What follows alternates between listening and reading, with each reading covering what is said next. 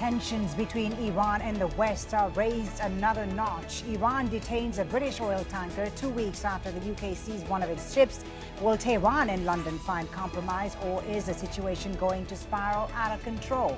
This is Inside Story.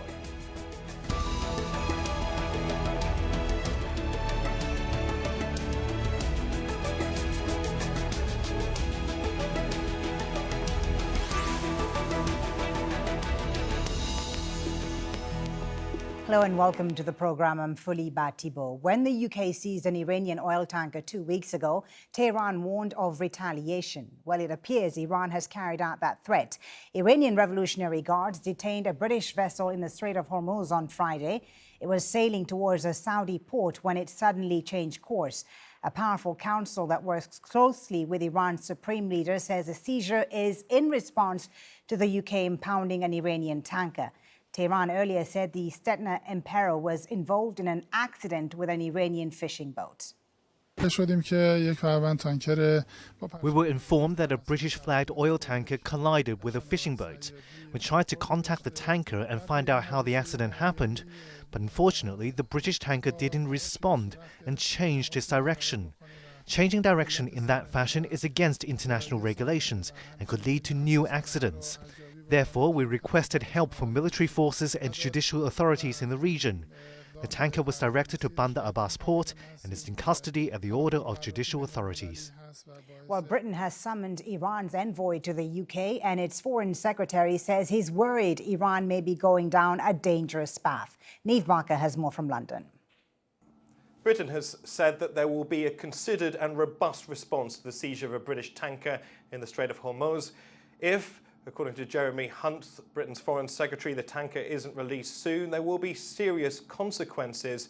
The Foreign Secretary tweeted on Saturday morning, calling the seizure of the tanker illegal, in sharp contrast to what he said was the legal detention of an Iranian vessel at the beginning of July off the coast of Gibraltar. That vessel is accused of carrying oil to Syria in breach of EU sanctions, and on Friday the authorities in Gibraltar determined that that vessel should be detained for a further 30 days. This is very much being seen in the UK as a tit-for-tat seizure, but as we know that the Grace 1 vessel off Gibraltar is going through some sort of legal process, it's not as simple as simply allowing the Grace 1 to go free and hoping that the Iranians will follow suit as well. When it comes to the Strait of Hormuz, well, it is hugely important strategically, politically and economically. 18.5 million barrels of oil a day flow through the strait in comparison to 5 million that goes through the Suez Canal. It's hugely important for crude oil producing countries in the region when it comes to allowing their goods to go to global markets as well. This will undoubtedly have a political and economic impact not only in the region but globally as well. This is Niamh Barker for Inside Story. Well, there's been a series of incidents around the Strait of Hormuz since President Trump pulled the U.S. out of the 2015 nuclear deal and imposed new sanctions on Iran. In May, the United Arab Emirates said 4 of its oil tankers were targeted off its coast, and Saudi Arabia reported 2 of its ships were attacked. Last month, 2 vessels, Norwegian and Japanese-owned, were hit by blasts that caused major fires in the Gulf of Oman. In June, Iran said it shot down a U.S. drone which violated its airspace. This month, July 4th, British Royal Marine seized an Iranian tanker near Gibraltar, suspected of carrying oil bound for Syria. 2 weeks later, President Donald Trump said the U.S. military had taken down an Iranian drone that came too close to one of its naval vessels in the Strait of Hormuz, but Iran denied the drone was shot down.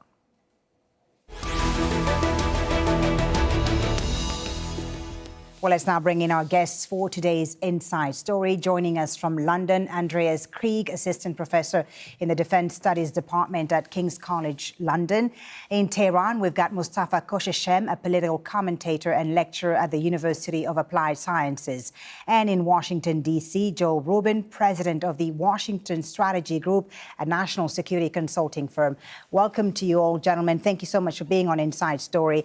Mustafa Kosheshem, what legitimate basis basis does Iran have for seizing this British ship? What rules have been broken for the Revolutionary Guards to seize this British tanker? Hello. As a matter of fact, there are a number of reasons that could justify this seizure. First and foremost, as you heard during the package, your reporter said there has been a collision, and unfortunately, the tanker has defied calls by that fishing boat. It never returned the calls, and it switched off this tracking system, and then the Iranian boat filed a complaint at the State Port and Shipping and Maritime Organization, who asked the judiciary to issue a court ruling for the seizure of the tanker, and the IRGC only complied with the court's ruling. So that's according to maritime rules and regulations, international maritime rules and regulations, and to protect safety of navigation and shipping in the Strait of Hormuz, which is very much crowded, these days. Especially, we need to protect everything in the Strait of Hormuz. But let me ask you: is the seizure unnecessary accident or scene for this British tank not retaliation for the Grace 1 Iranian tanker that was seized in Gibraltar 2 weeks ago? I was explaining the same fact that, as a matter of fact, several hundred or tens of boats and tankers go through the Strait of Hormuz on a daily basis, and some of them, violate the procedures that are in place and have been in place for the last several decades. But Iran normally warns them and let them continue their voyage and sailing. But when Iran has been approached by the UK through hostile action and its supertanker has been seized, then there wouldn't be any reason left for Iran to show kindness, and therefore it goes for a serious practice of strict rules that they need to practice, actually, in order to protect the lives of the people and the environment. Okay. On the other hand, according to international law, when a hostile action is taken by a nation that would harm a second nation, that second nation is entitled to take reciprocal action according to international law, as long as the first nation continues to inflict harm on this harmed nation, the target nation. Let me bring in Andreas Krieg in London. What Iran has done is totally justifiable. You say what Iran has done is justifiable. Andreas Krieg in London, the rising tensions certainly couldn't come at a worse time for the UK. Jeremy Hunt, the Foreign Secretary, is in the midst of a leadership election campaign to replace Theresa May as Prime Minister. He's warned of serious consequences. What do you expect those consequences will be, and what can Britain realistically do here? Well, yes, thank you. I mean, he said the response would be robust. Would Iran not go further and actually release the tanker immediately? The question here is, what can the UK do at the moment? I think the UK is obviously bogged down in a lot of domestic, internal political quagmires where it's very difficult to get out of. Then we need to look at the levers of power that the UK has at its disposal at the moment in the Gulf. And so the Royal Navy has a presence in Bahrain. They are sending another frigate and warship into the region. But from a naval point of view, looking at the platforms, at 3 platforms that the Royal Navy will have, it's very, very difficult to actually really, make use of that power, and especially against an asymmetric threat that comes from Iran.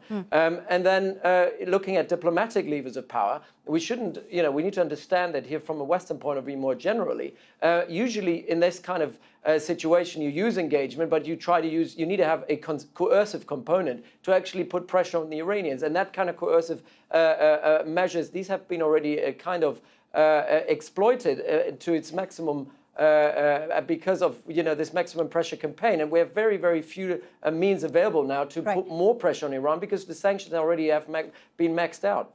Let me just ask you before I bring in Joel in Washington, Andreas, why did the Brits seize the Iranian tanker in Gibraltar 2 weeks ago? The Iranian believes that the UK is following US orders here.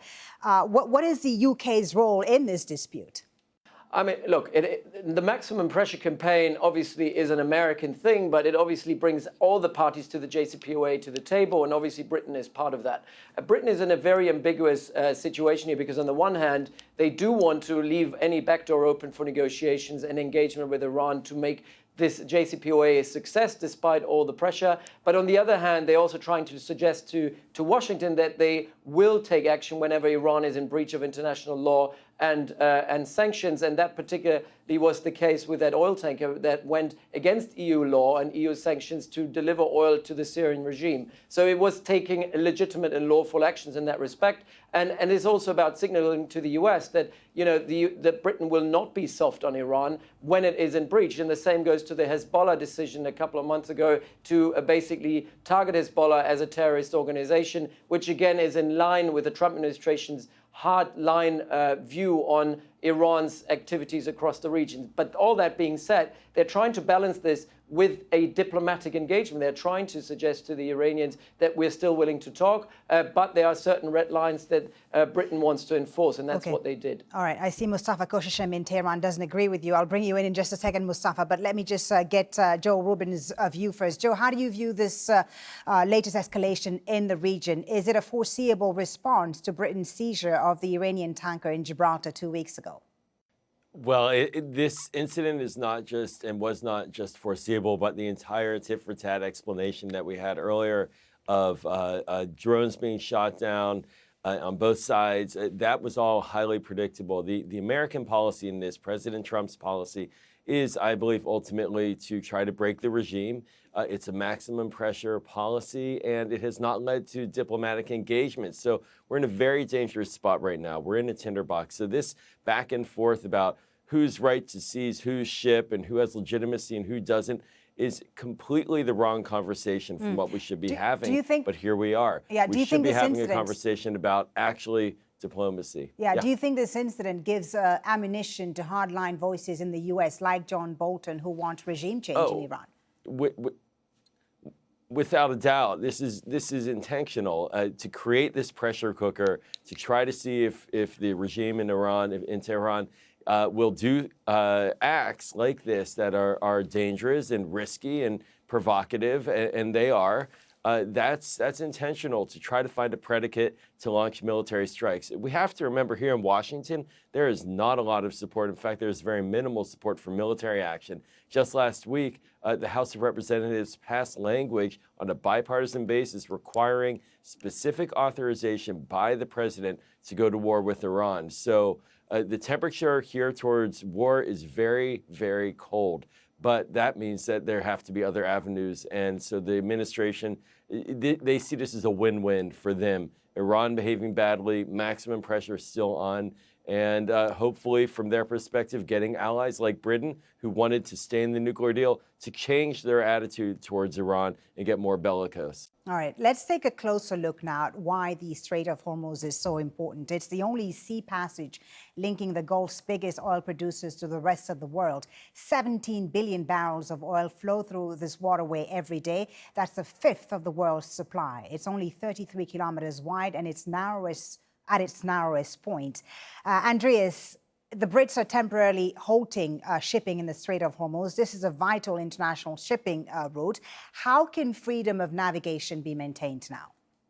Very difficult. As I said before, the Iranians are not working in a conventional space from a maritime point of view. They're not using conventional maritime power. So by just putting, and I think it's important, the first step that the United States already suggested, and I think Britain will be on board as well, is creating a multilateral maritime mission in the region to basically create a deterrence regime against the IRGC's unconventional, asymmetric methods and strategies in place. But that on its own, as I said, is not going to be enough, because if you look at how the Iranians operate, using smaller skiffs, smaller boats, smaller vessels to harass a much bigger tankers, and then looking at the limited number of capacity that the US, Britain, and also the GCC states have in terms of naval capacity, we need more than just having warships in the regions to build that deterrence regime up. I think in order to enforce certain red lines, we need to have people on board the ships. And I think, vessel protection teams might be a way moving forward. They could be contractors, they could be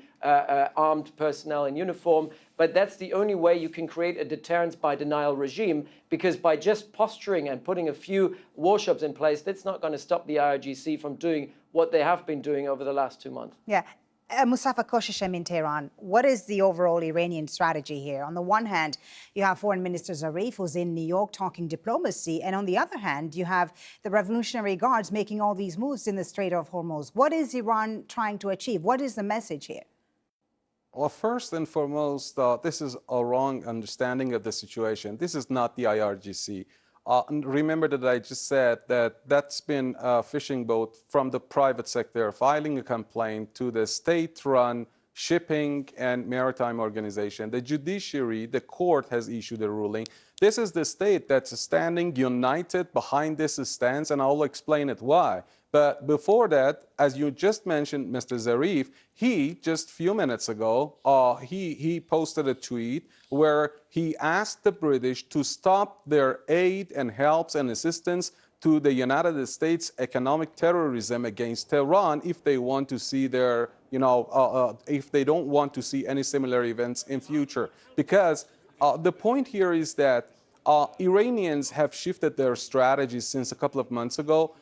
Iranians waited for talks, and they had talks for decades. Then they waited for the merits of the nuclear deal, and they showed tolerance that they call strategic tolerance.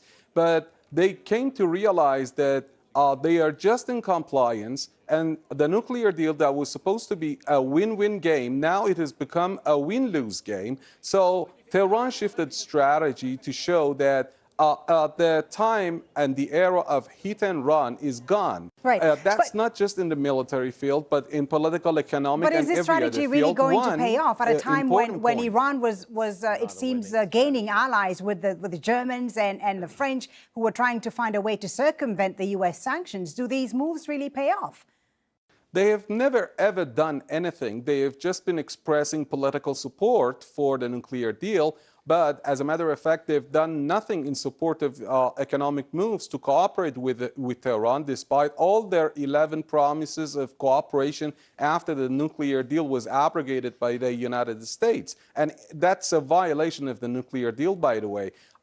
Tehran, rest assured that if it doesn't change this balance, the situation would continue as such, I mean, similar to the status quo, and it would be forced under pressures to comply with the nuclear deal. It is sending a message to the Europeans that if the nuclear deal is valuable, they should do something and make the cost, pay the cost to keep it alive. Otherwise, they may not pressure Tehran and expect Tehran to do nothing and endure the pressures in exchange for nothing. Tehran is sending this grave message to the Europeans. Okay, Joel Rubin, your response to what Mustafa Kosheshem has just said on the Iranian strategy. Is Iran being counterintuitive here?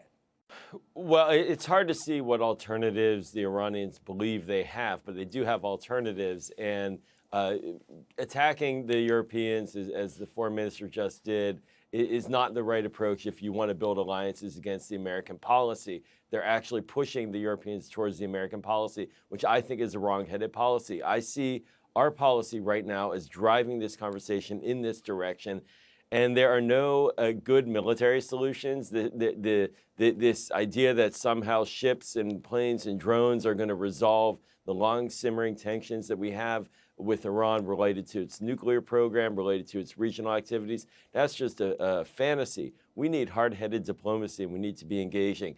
But for Iran to undermine its European allies right now, this is not going to help advance its cause. Right, but the Iranians are saying that for any talks with the U.S. to happen, because the Trump administration, of course, has said that it wants to renegotiate the nuclear deal with no preconditions. Yeah. But the Iranians say that for that to happen, that the sanctions need to be lifted. Some sanctions needs to be lifted. Do you see the Trump administration giving away, some of these sanctions at some point?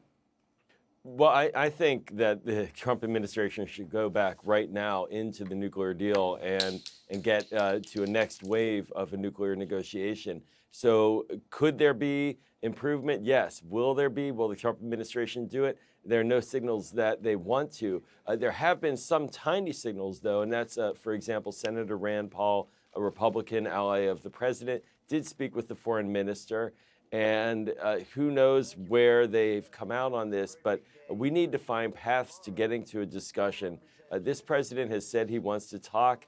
I don't believe it's fully genuine. That said, maybe the Iranians should try it. But we're in a space right now where the United States, the sanctions that we have enacted in violation of the nuclear deal, they are causing this situation. But this situation, as we're watching it, is leading us into a direct military conflict that really is not going to have any winners. Andreas Craig in London, where does this leave the Europeans, especially France and Germany, who have been trying to keep the JCPOA alive? They've expressed solidarity with the UK in this latest incident.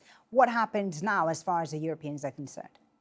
A good question here. I mean, we all agree here, I think, that maximum pressure led to maximum resistance, and that's not going to go anywhere. And the problem is that we've exploited all other means of diplomatic engagement. And I think the Europeans realize that. And the reason the Iranians are behaving the way that they are behaving is because they feel like they're with the back against the wall. They have nothing to lose anymore because, you know, they're living under maximum sanctions. It is hurting them. It's for them. They consider it an act of war and terrorism, as they've said publicly. So what can the Europeans do in order to salvage that deal is basically allowing the benefits that were promised to the Iranians to actually trickle down and get to the people of Iran. That hasn't happened so far. This Indidex that they were trying to set up, this kind of mechanism to allow for funds to come in, bypassing the sanctions regime by the Americans, bypassing dollar sanctions, hasn't really worked so far. It is a concept. Nobody knows whether and to what extent it is actionable, considering that companies in Europe will have to, are faced with the question, if they do business with Iran, they cannot do business in dollar markets, particularly the United States. And they know that there is very little in terms of incentive in doing business in Iran because businesses there will be relatively limited. And at the same time, they might lose out on a lot more lucrative contracts in the United States. So that in itself hasn't worked out. I don't see whether this mechanism can actually get off the ground. And by just talking and not delivering, they haven't given the Iranians a lifeline. And I think Tehran, for the most part, has given up the hope that there is something coming out of Europe from the E3 that might be actionable. All right. Mustafa Koshashem, Andreas says Tehran has given up hope. So how far are they willing to take all this? Will Iran go as far as closing off the Strait of Hormuz? Well, first and foremost, what were people in London thinking when they seized the Iranian supertanker at the request of the United States? What did they expect Iran to do? Did they expect that Iran would sit idly and do nothing? Well, of course, Iranians tolerated that for a few days, and there was a good hope that the UK could reverse the whole situation and course of actions on Thursday through a court ruling by the Gibraltar court to release the Iranian tanker. And that would de-escalate the situation. Now, the UK seems to be very much worried about post-Brexit economic, problems that it would have. So it needs the United States much. And they are dealing with the US that's run by the president. So they are, President Trump, and they are treating, right now, Jeremy Hunt is approaching Tehran with an arrogant language, posing very serious threats to Tehran that they would show a robust response. That's not going to work. It would backfire. And it would, aggravate the situation. Let me give Joel Rubin in Washington the last word, Let me give you please. the final sentence. Yes, go on, final sentence. The last sentence is, what's wrong with the language of respect? If the UK shows good intention, releases the Iranian supertanker, and shows that it's willing for diplomacy, I believe then Iranians would try to have a positive look at the situation of this Stena Impero tanker. Okay, Joel Rubin in Washington, you have the last word. Careful calculations right now by the British authorities. At the same time, the U.S. Defense Department has confirmed that it's deploying U.S. forces in Saudi Arabia to provide an additional deterrent, they say, to the threat in the region. Does this deployment not fuel the risk of a full-scale conflict? Well, it's all heading in the wrong direction, and the signals of sending military forces to the region is completely counter to the idea that we're going to increase diplomacy. These aren't forces that are going to lead to a ground invasion. It's a small number, less than 1,000. The danger here is that something big is going to happen, and when something big happens, that mobilizes the forces in a bigger way, And then we have a real major conflict.